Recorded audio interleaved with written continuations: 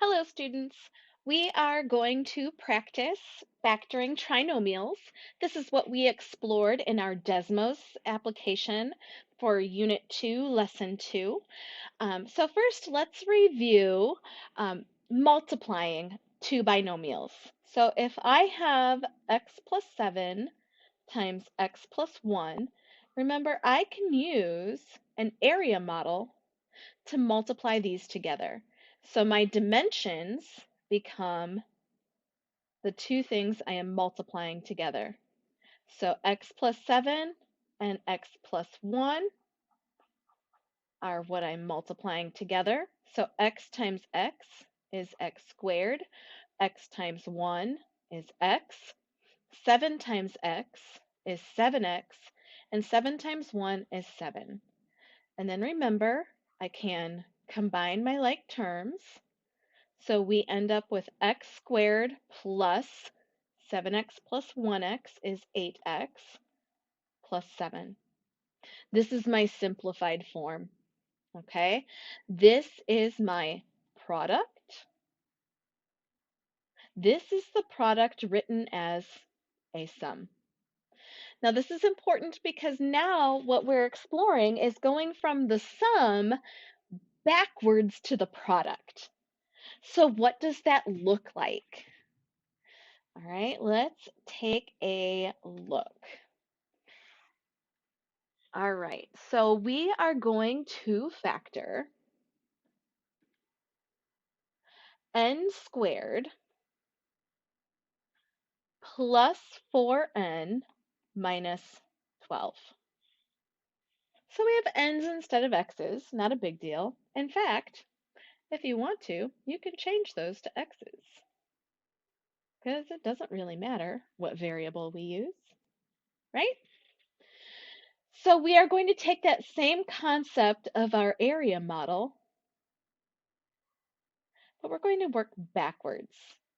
And now we're going to bring in a little bit of review from middle school math. Some of you may remember the diamond problems, especially if you attended Unit 4 middle schools. Okay, so what we are going to do is explore our first and last terms and how they relate to get the product here.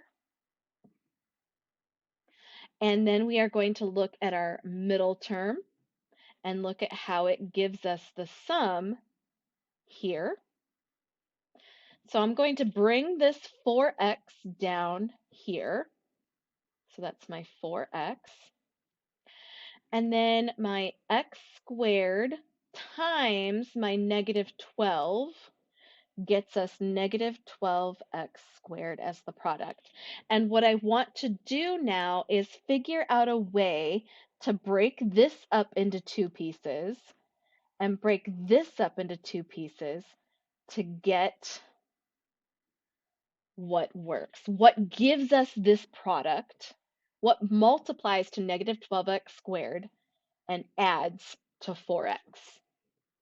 And the reason I need to do that is because I am going to look at my area model and look at my negative 12 in my lower right corner and my x squared in the upper left corner. Because you may remember when we were multiplying our binomials together, we had our x squared in the upper left and our constant in the lower right. So what I want to do is figure out, how do I fill in these two pieces? And that's what goes here. Okay, so this in the middle of my diamond is what helps me fill in my dimensions. So let's look at my factors at negative 12. We are multiplying to a negative and adding to a positive. So this tells me that my products, I have one negative and one positive factor. So I'm just first going to think about, how do I get to 12? Well, 1 times 12, 2 times 6, 3 times 4. And I think that's it. But we can have negative 1 times 12 And I'm adding to a positive, so I think my smaller number should be negative, so that when I add them, we get our positive. So let's add them. Negative 1 plus 12 is 11. Negative 2 plus 6 is 4. Ooh, that's what I want, isn't it? And negative 3 plus 4 is 1. So I want this pair that gives me the 4. And that's what I'm going to put here. Negative 2x and 6x. That's splitting my 4x to negative 2x plus 6x is 4x, and looking for the factors that multiply to 12x squared. Negative 2x times 6x is negative 12x squared. So that's what I'm going to put over here in the two empty spaces of my area model. Now we factor. So let's look at what is shared between x squared and 6x. Well, they're both divisible by x. Our greatest common factor of this first row is x. X times x is x squared. X times 6 is 6x. X times what is negative 2x?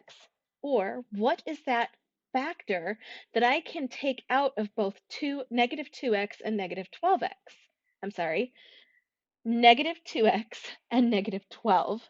And they are both divisible by negative 2. Negative 2 times x is negative 2x. Negative 2 times 6 is negative 12. So my factored form is x minus 2, the quantity x minus 2, times the quantity x plus 6.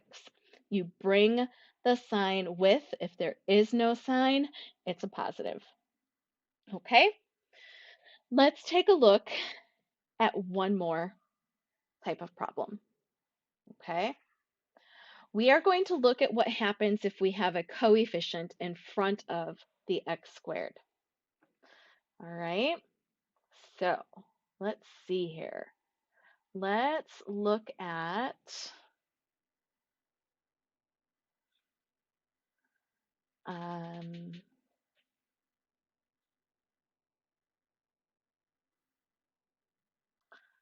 just a moment.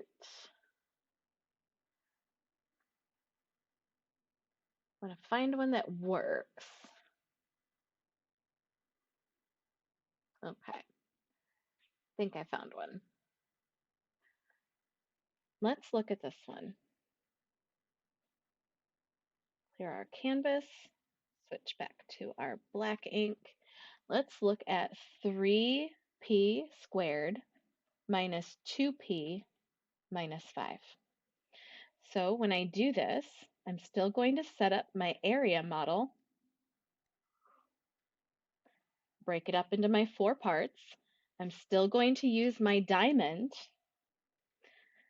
I'm going to multiply my first and my last to get my product, and that's negative 15p squared. I'm going to take my middle term to get my sum, that's negative 2p. I'm going to write my first term and my last term in the box, and then I'm going to figure out how I split that middle term to get a product of negative 15p squared, so I know my p will break apart into 2 pieces.